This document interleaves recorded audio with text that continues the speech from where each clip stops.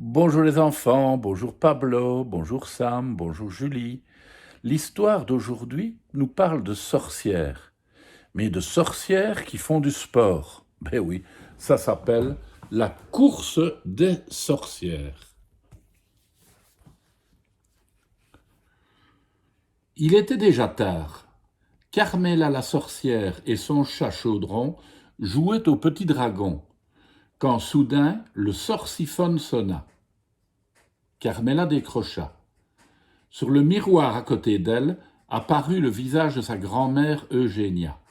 « Bonjour Carmela, dit la sorcière. Ta cousine Médusia a les oreillons.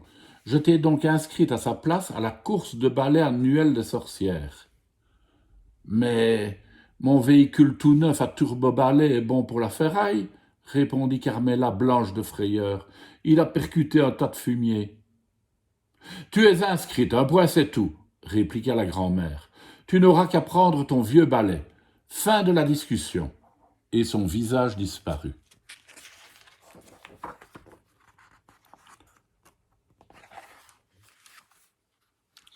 Carmela n'avait pas le choix. La course ayant lieu une semaine plus tard seulement, elle sortit son vieux balai du placard. Elle repeignit le manche, lava et démêla les poils. Mais surtout elle s'entraîna encore et encore, du matin jusqu'au soir. Montée en flèche, piqué, looping, zigzag, vole la tête en bas, d'une seule main, les yeux bandés, et ainsi de suite. Le jour de la course arriva. Carmela et Chaudron étaient les derniers arrivés. Les autres sorcières étaient déjà toutes rassemblées sur un plateau rocheux. Elles eurent un sourire moqueur à la vue du vieux balai de Carmela.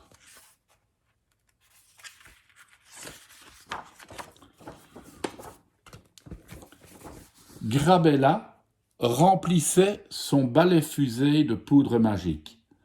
Vérula astiquait son aspirateur volant, baptisé Avaltou 3000. Le balai de Mirella avait de grandes ailes de libellule. Ulrika avait acheté pour la course un sorcicoptère bleu ciel flambant neuf. Hilda serrait les derniers écrous de son jet à turbo-balai et son chien Noisette la regardait faire. « Carmela, comment espères-tu gagner avec ce vieux plumeau miteux ?» se moqua Ulrika lorsque Carmela se plaça sur la ligne de départ.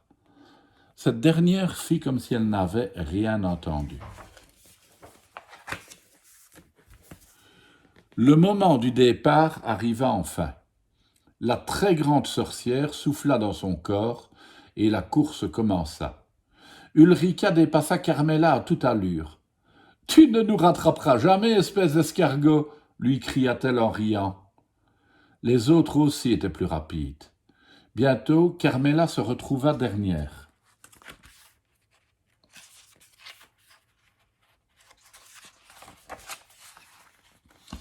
Carmela avait vraiment l'air furieuse.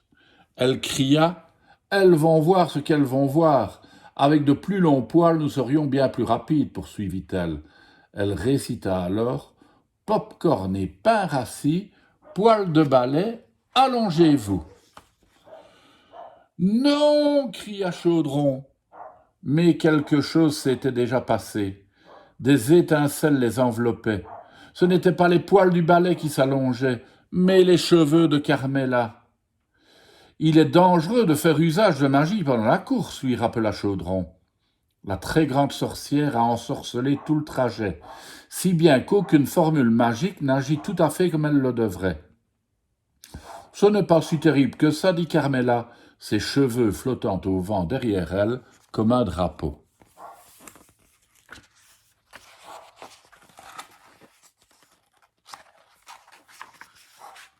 Ils traversèrent alors une forêt de cactus. Avec leur super balai, les autres sorcières avaient bien du mal à se frayer un chemin entre les cactus.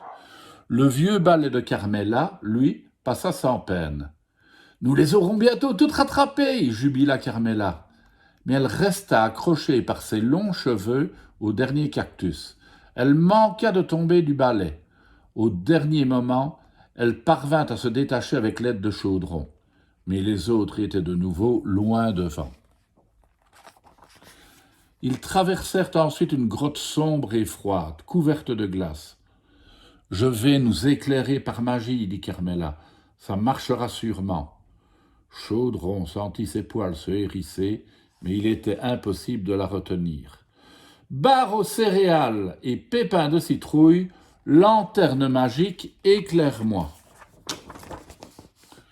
Ils entendirent soudain une détonation sourde. « Regarde ce que tu as fait, se lamenta Chaudron. » Les cheveux de Carmela avaient retrouvé leur longueur, mais tous deux brillaient dans le noir comme des fantômes. « Le principal, c'est que nous ayons de la lumière, dit Carmela. Nous éclairons nous-mêmes notre chemin. » À présent, ils volaient bien plus vite et cette fois pouvaient doubler les autres sorcières.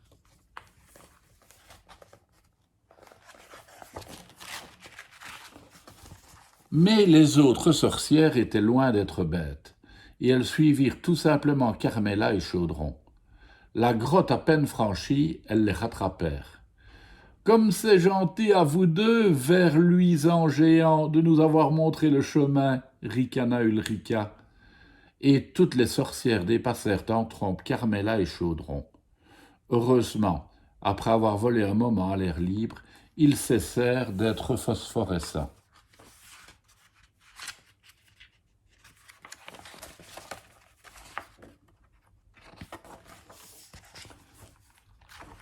Ils survolaient désormais un marécage recouvert d'un épais brouillard nauséabond qui piquait la gorge. « Nous volons trop bas car nous sommes trop lourds, dit Carmela en toussant. « Si tu n'avais pas mangé 3 parts de gâteau, 2 pizzas et 6 saucisses au petit déjeuner, tu serais moins lourde, déclara Chaudron. « Mais je peux me rendre plus légère, répliqua Carmela. « N'as-tu donc toujours pas retenu la leçon, gémit Chaudron. « Je veux gagner, coûte que coûte, dit Carmela, acharnée. Amanetu mouche et cuir de dragon. » Avant qu'elle eût fini de prononcer la formule, ils entendirent des appels au secours. « Au secours! À l'aide !»